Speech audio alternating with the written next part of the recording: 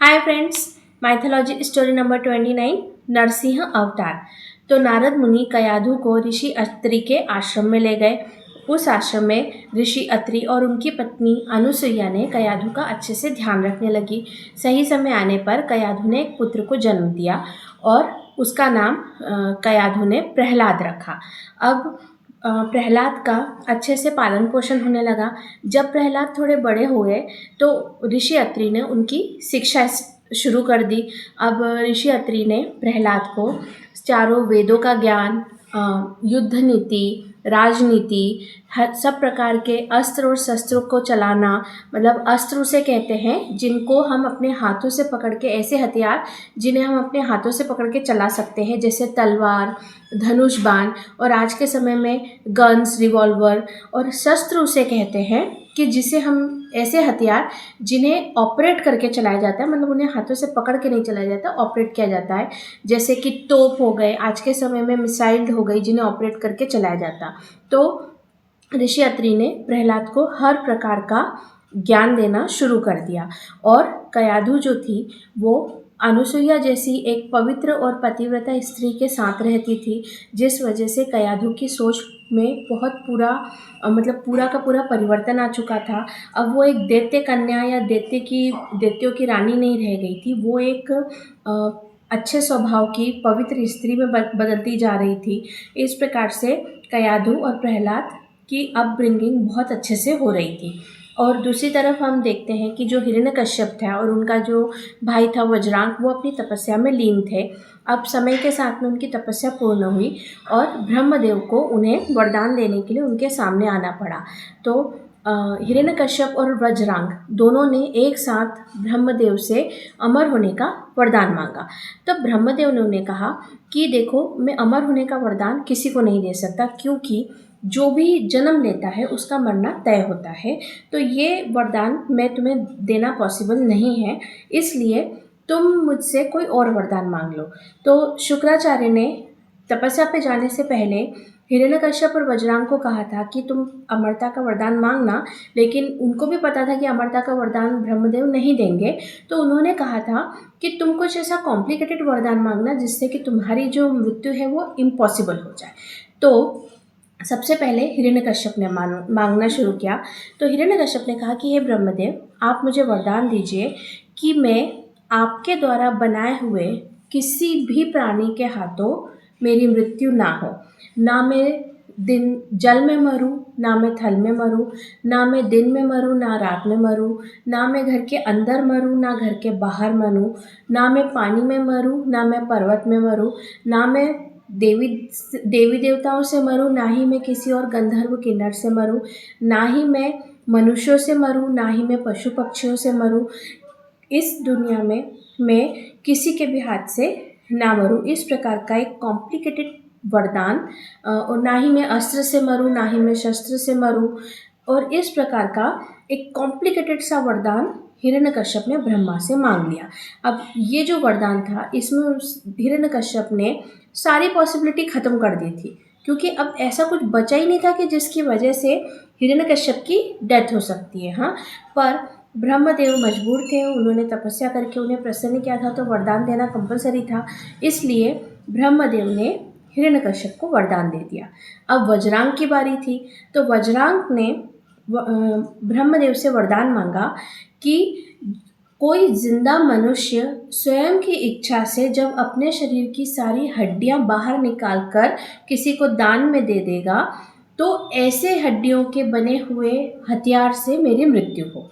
अब देखो, कोई भी जिंदा मनुष्य अगर चाहे भी तो अपने शरीर की हड्डियां अपनी मर्जी से बाहर कैसे निकाल सकता है? पहली बात तो वो, अगर उसे हड्डियां निकालनी होगी तो उसे किसी और के हाथों निकलवानी होगी, वो अपने हाथों से तो निकाल ही नहीं सकता। तो ये भी एक कॉम्प्लिकेटेड वरदान था कि जिसकी वजह से उसकी मृत्यु भी इम्पॉसिबल हो चुकी थी। तो ब्रह्मदेव ने उसे भी ये वरदान दे दिया। अब इस प्रकार से दोनों भाइयों को वरदान मिल चुके थे और वो अपनी मृत्यु को इम्पॉसिबल करके अमर हो चुके थे। उसके बाद में तपस्या पूर्ण होने के साथ ही हिरण्यकश्यप ने अपने गुरु शुक्र के जो गाइडेंस में सीधा अपनी पूरी सेना लेके स्वर्ग पे हमला कर दिया। अब स्वर्ग लोक में सभी देवताओं ने बहुत ही बहादुरी से युद्ध किया। काफ़ी घमासान युद्ध हुआ, बट वो समझ चुके थे कि अब हम इस युद्ध को नहीं जीत सकते, क्योंकि हिरण्यकश्यप को जीतना इम्पॉसिबल हो गया था। तो मौका देखकर जो सभी देवी देवताओं ने पूरे स्वर्ग को खाली कर दिया। मतलब स्वर्ग में रहने वाले जितने भी देवी देवता थे, गंधर्व थे, अप्सराएं थी, सारे के सारे जो भी वहाँ स्वर्ग में रहते थे, निवास करते थे, वो सब के सब स्वर्ग से भाग करके ब्रह्मलोक चले गए। और इंद्र भी ब्रह्मलोक में चले गए और वहाँ पर उन्होंने ब्रह्मलोक में शरण ली। और जो अमृत कलश था, वो जैसे ही इंद्र ने अपना सिंहासन को छोड़ा, वैसे ही वो अमृत कलश भी वापस से ब्रह्मलोक में आ चुका था।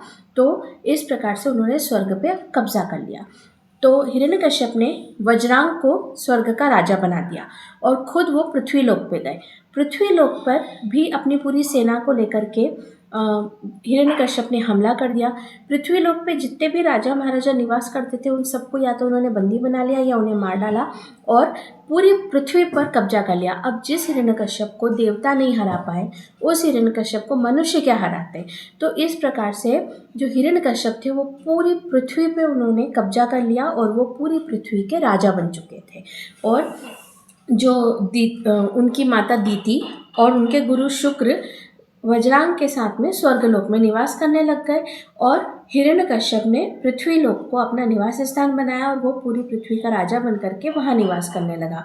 ये सब कुछ कंप्लीट होने के बाद में हिरण्यकश्यप अपनी पत्नी और अपने बेटे को लेने के लिए ऋषि अत्रि के आश्रम गया। और इतने सालों बाद, जब तक हिरण्यकश्यप की उम्र 14 वर्ष की हो चुकी थी, इतने सालों बाद वो फाइनली अपनी पत्नी से मिला और उसने अपने बेटे से भी पहली बार मिला। अब जब वो अपने बेटे से मिला तो वो बहुत खुश हुआ और जब उन्होंने अपने बेटे की सारी जो नॉलेज है उसको पता चला हिरण्यकश्यप को कि है ना, प्रहलाद की इतनी अच्छी शिक्षा हुई है, उन्होंने उसके युद्ध कला, उनके अस्त्र शस्त्रों का ज्ञान और राजनीति वगैरह ये सब देखा, तो वो बहुत ज़्यादा खुश हुए कि उनका एक मतलब उनका बेटा हर प्रकार से निपुण था राजा बनने के लिए। और उन्होंने खुद अपने बेटे की अस्त्र शस्त्र की परीक्षा ली, जिसमें वो सक्सेसफुल रहा। तो इस प्रकार से वो अपनी पत्नी और अपने बेटे को बहुत ही सम्मानपूर्वक अपने साथ लेकर आया और अपने महल में पूरी पृथ्वी की रानी बना करके कयाधु को बिठा दिया और अपने युवराज के पद पर प्रहलाद को बिठा दिया। अब जो देवता थे, उन्होंने अमृत भी रखा था, जिस वजह से उनकी मृत्यु तो हो ही नहीं सकती थी।